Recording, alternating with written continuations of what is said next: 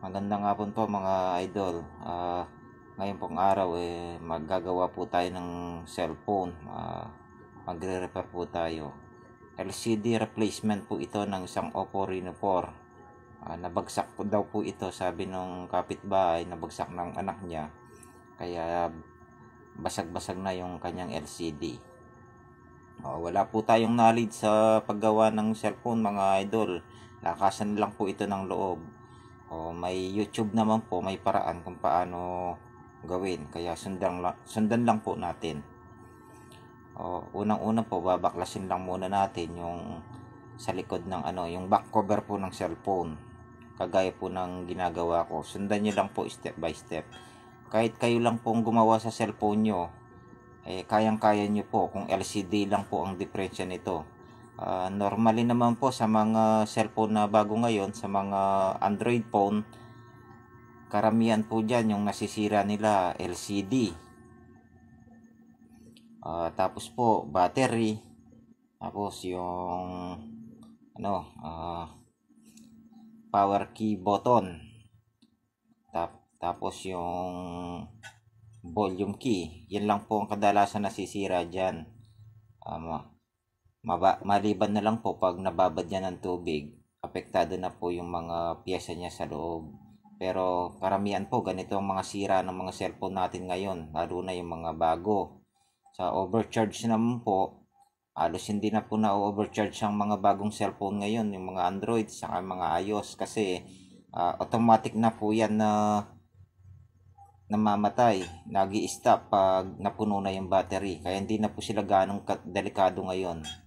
Kaya naiiwasan na yung overcharge. Ayan nga po mga idol. Pagkatapos pong matanggal yung back cover, tanggalin nyo rin po yung mga lumang pandikit na nandun sa cellphone. Kagaya ng ginagawa ko. Ayan po parang rubber. Tumigas na po yan ngayon. Tinanggal natin. Kahit kayo lang po, kayang-kaya nyo pong itong gawin sa mga cellphone nyo. Kaya yung mga cellphone nyo nasira yung LCD, wag nyo pong itapon. Manood lang po kayo sa YouTube. Para magawa nyo po, mapaandar nyo pa yung mga luma nyong cellphone na hindi nyo na nagagamit dahil sira nga yung LCD. Simple lang po ang paggawa nito. Sigurado po ako na kayang-kaya nyo rin gawin. Basta alam nyo lang po yung unit ng cellphone na gagawin nyo. Tapos order po kayo sa online. Order po kayo doon yung katulad po ng LCD ninyo para tumugma po.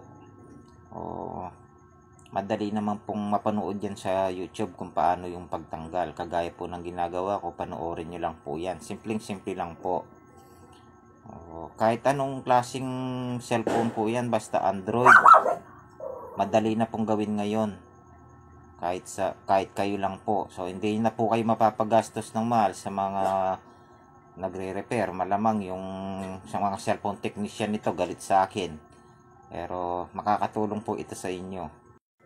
Sa katunayan po mga idol, ang sinisingil daw ng technician dito nung ipagawa nila, 3,000 daw po. So sobrang mahal, hindi na pinagawa. Dito na 900 lang siya sa LCD. Bago nyo po tanggalin yung pinaka-frame nyo sa gilid, tanggalin nyo po muna yan. Yan pong lalagyan ng SIM kasi po baka mabali yan, napakaliit lang po. Saka nyo na lang ibalik pag tapos na. Tapos tanggalin nyo na po yung sa side nya. Once na natanggal nyo na yung mga maliliit na screw o tornilyo ng ating cellphone, ayan po, madali nang tanggalin yung side na yan.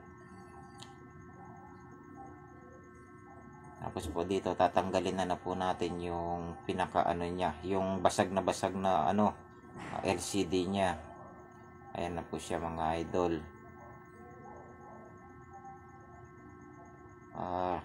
Kung o-order po pala kayo ng sa online ng LCD, siguraduhin nyo po yung unit ng cellphone nyo, kung anong unit. Kailangan alam nyo po yan para sakto yung madideliver na LCD sa inyo. Kasi mahirap magbalik sa online ng mga pyesa. Although na ibabalik naman ngayon, kaya lang sobrang tagal, dami pang proseso o sayang yung oras. At ito na nga po yung na-order nating LCD sa online. Galing pa po ito ng China. O medyo natagalan. Mga 1 week yata ito bago dumating kasi China pa nang galing yung parcel na yan. O papalitan na po natin ngayon yung lumang LCD.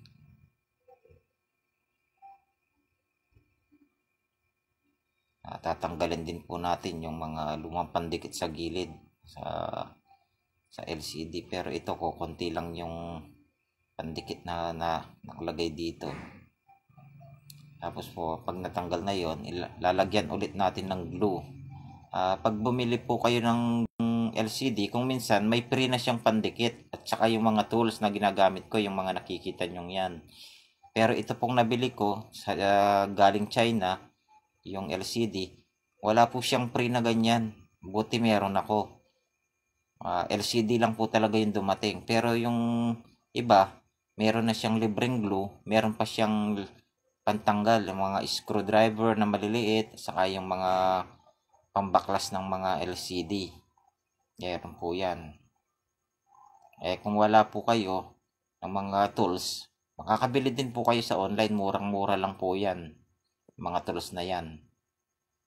Saka yung iba pong pag bumili ka ng LCD, kung minsan mayroon din po yung libreng tempered. Pero ito pong nabili ko, as in LCD lang po talaga yung na-order ko ngayon. Wala po siyang free na kahit ano. Wala din po siyang free tempered.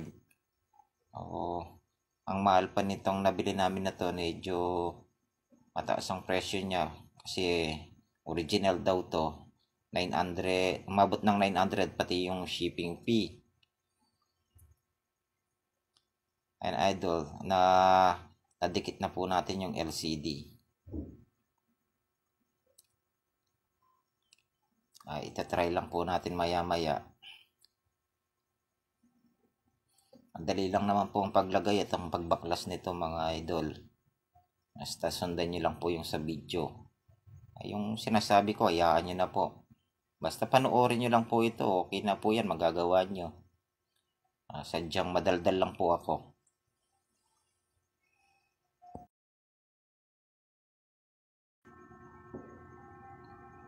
Yan po mga idol, na ilagay na natin yung LCD nya. Tapos ibabalik natin yung mga tornilyo na maliliit. Susubukan muna natin i-charge. Matagal po itong hindi na ilang months na po ito mga idol, kaya walang karga. Ayan po, ayan, umilaw na po siya.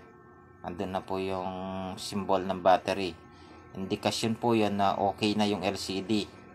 Ayos po yung na-order natin online. Umilaw na po yung LCD nya. Ibabalik na po natin yung frame nya. Diyan po kumakapit yung screw.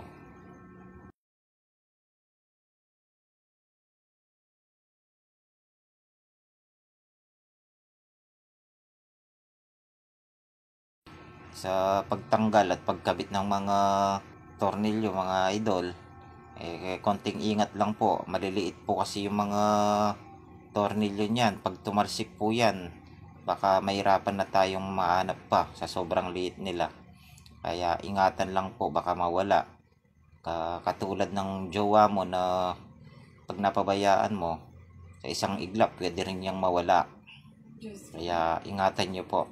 Tapos po pag binalik natin, yan po yung back cover po niya, lalagyan din ulit natin ng pandikit dyan. Yung nilinis ko kanina, yung tinanggal ko yung natirang mga pandikit. Binilisan ko na lang po ng konti yung video kasi po sobrang haba, para mapadali yung panonood ninyo. Pero masusundan nyo pa rin po ito. Basta panoorin nyo lang ng maigi yung video. Ayan na po siya mga idol.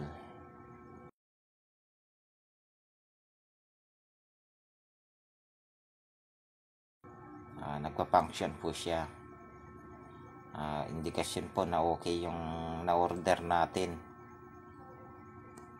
Huwag niyo po pala muna tanggalin yung plastic ng yung LCD nyo, yung bago, para hindi siya magasgas. Saka nyo natanggalin pag okay na lahat ng cellphone nyo. May plastic cover po yan eh, hindi ko tinanggal. Dito po, nilagyan ko po ng pang-ipit ng damit para sigurado madikit yung niya, yung nilagay nating glue, para hindi madaling mabaklas kung sakasakali po. Wala po tayo kasing ibang tools, kaya ito naman po, pwede naman ito eh. Ano na lang po ito, para-paraan na lang po. Diskarte lang kumbaga. Maraming salamat po mga idol sa panonood nyo. Paki-like and share na lang po kung nagustuhan nyo yung video. Maraming salamat po ulit at Merry Christmas po sa inyong lahat.